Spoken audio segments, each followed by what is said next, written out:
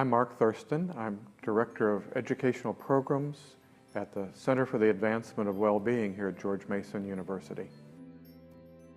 I feel like my calling and my gift is to create learning structures where people can experience themselves in a new way. Focus on how people change and grow with some of the tools of what's now called positive psychology and well-being science. Trying to create conditions where people can experience a deeper sense of who they are. Also just listening deeply to others and having deep friendships and having social support and giving social support. It's a part of my own path, my own journey.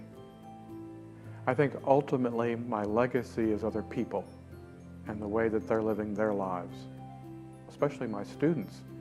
I playfully tell my students at the beginning of courses, if I meet you 20 years from now, I want this to have been a course that really stuck in your mind for decades, and there were sort of life lessons that you've been able to work with and apply throughout your life.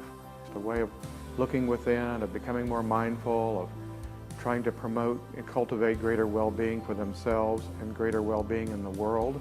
I try to have a regular contemplative time every day. It takes the form of a meditation time for about a half an hour early in the morning. For me, mindfulness is both a practice and it's also a trait. So it's a practice in the sense that it's an intervention that we can do in our lives where we set aside time every day to either sit in silence or to walk mindfully or to wash the dishes mindfully.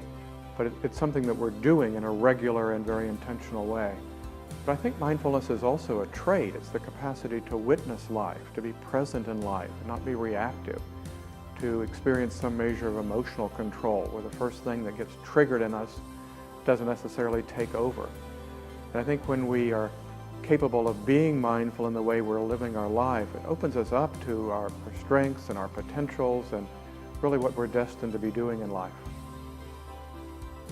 An ideal that's even more important and more valuable is one that strives for wholeness. Right now in my life, I think that's the deepest ideal, to be a whole person and to live wholeheartedly.